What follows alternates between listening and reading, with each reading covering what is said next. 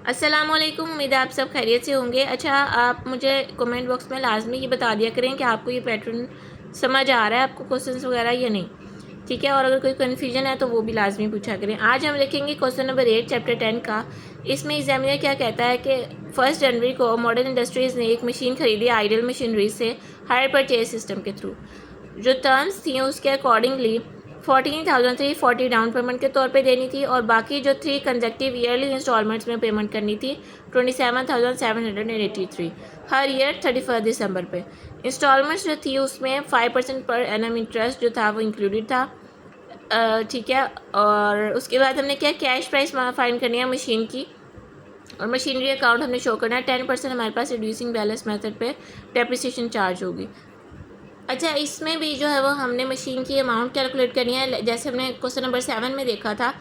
तो हमारे पास इस क्वेश्चन में क्योंकि हमारे पास एक ही इंस्टॉलमेंट की अमाउंट है तो इसके 2 पैटर्न हो सकते हैं, जो आपको ईजी लगे आप उस तरह कैलकुलेट कर लीजिएगा। फर्स्ट पैटर्न हम देखते हैं कि थर्ड, सेकंड और फर्स्ट इंस्टॉलमेंट के तौर पे हम करेंगे कैलकुलेट के पहले थर्ड इंस्टॉलमेंट फिर सेकंड और फर्स्ट। हमारे पास उन्होंने 5% इंटरेस्ट आई गेस दिया हुआ है जी, 5% इंटरेस्ट है। तो हमने जब इस तरह कैलकुलेट करें तो हमने इसको जो 100 है उसके साथ 5 को प्लस करके अमाउंट लिखनी है। ठीक है, तो जब हमने प्लस किया है तो 5/105 इसको हमने टोटल अमाउंट के साथ मल्टीप्लाई करना है। अब हमने करना क्या है, हमें उसने इंस्टॉलमेंट दी हुई थी कि इतनी इंस्टॉलमेंट आप हर ईयर पे करेंगे, इतनी इंस्टॉलमेंट की अमाउंट पे करेंगे। अब थर्ड ईयर से हम थर्ड इंस्टॉलमेंट से कैलकुलेट कर रहे हैं कि वो हम सिंगल इंस्टॉलमेंट इतनी पे करेंगे, उस पर हम इंटरेस्ट कैलकुलेट करेंगे तो 1323 हमारे पास इंटरेस्ट आ गया।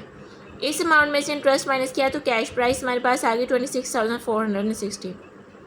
अब हमने जब सेकेंड इंस्टॉलमेंट फाइंड करनी है तो सेकेंड इंस्टॉलमेंट की 27,700 तो हम पे करेंगे, लेकिन रूल के अकॉर्डिंग आप देखें कि जब हम फर्स्ट इंस्टॉलमेंट के ऊपर इंटरेस्ट कैलकुलेट कर रहे होते हैं बाकी नॉर्मल क्वेश्चंस में, तो उसमें सेकंड और थर्ड अमाउंट भी इंक्लूडेड होती है। तो इसी तरह अब हम जब रिवर्स कैलकुलेट कर रहे हैं तो सेकंड वाली इंस्टॉलमेंट में थर्ड भी तो इंक्लूडेड होगी ना, और फर्स्ट वाली में ये दोनों इंक्लूडेड होंगी। तो अब हम सेकंड में इस वाली अमाउंट को ऐड अप करेंगे जो फर्स्ट वाली थी इंस्टॉलमेंट, थर्ड इंस्टॉलमेंट थी, उसको ऐड अप किया, जो इंस्टॉलमेंट की अमाउंट थी उसको उन दोनों को ऐड अप किया, टोटल अमाउंट पे हमारे पास ये बनती है। उस पर हमने इंटरेस्ट कैलकुलेट किया, ये हमारे पास इंटरेस्ट की अमाउंट आ गई। इस अमाउंट में से अब इंटरेस्ट माइनस किया तो कैश प्राइस आ गई। अब फर्स्ट इंस्टॉलमेंट में हमारे पास सेकेंड और थर्ड दोनों इंक्लूडेड होंगे। तो अब हम इस अमाउंट को, कैश प्राइस को फर्स्ट इंस्टॉलमेंट की अमाउंट में ऐड करेंगे। टोटल हमारे पास ये अमाउंट आ गई, इस पर इंटरेस्ट कैलकुलेट किया तो ये इंटरेस्ट अमाउंट आ गई।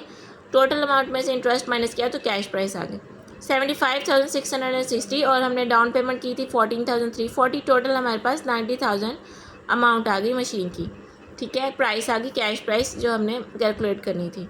अब इसका दूसरा तरीका क्या है जिस तरह हम कैलकुलेट कर सकते हैं वो भी मैं आपको बताती हूँ।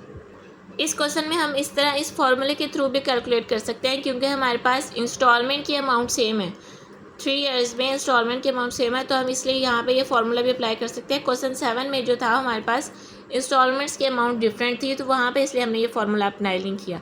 तो यहाँ पे आपके पास ये ऑप्शन भी है कि आप ये भी यूज़ कर सकते हैं। फार्मूला क्या है, P V A equals to R into 1 minus 1 divided by 1 plus I into N divided by I. अब पी वी क्या है, प्रेजेंट वैल्यू ऑफ एनुटी, हमने उसकी जो वैल्यू है मशीन की वो कैलकुलेट करनी है। आर है हमारे पास इंस्टॉलमेंट, एन है नंबर ऑफ़ इंस्टॉलमेंट्स कितनी होंगी, आई है रेट ऑफ इंटरेस्ट क्या होगा। ये सारी चीज़ें हमें गिवन है क्वेश्चन में, इसको पुट करेंगे। ये हमारे पास इंस्टॉलमेंट की अमाउंट थी जो हमने 3 ईयर्स में पे करना है, और हमारे पास इंटरेस्ट रेट था 5%, तो 0.05 आ गया, और 3 इंस्टॉलमेंट्स हमने पे करनी थी। तो ये हमने इसको कैलकुलेट किया, ये अमाउंट आई हमारे पास, इसके साथ मल्टीप्लाई करेंगे तो 75,660, और इसमें डाउन पेमेंट प्लस करेंगे तो 90,000 टोटल हमारे पास मशीन की वैल्यू आ जाएगी। उसके बाद फिर जब आप ये ब्रेकअप टेबल ऐसे बना लेंगे इजीली जैसे हम पहले बनाते हैं, 90,000 फिर अब हम मतलब स्टार्ट से ही डिस्कस कर लेंगे ना, जैसे हम प्रीवियसली टेबल बनाते हैं, क्योंकि अब हमारे पास मशीन की अमाउंट तो आ गई है। तो हम क्योंकि इस पैटर्न में हम इस तरह जो है वो टेबल बना लेंगे।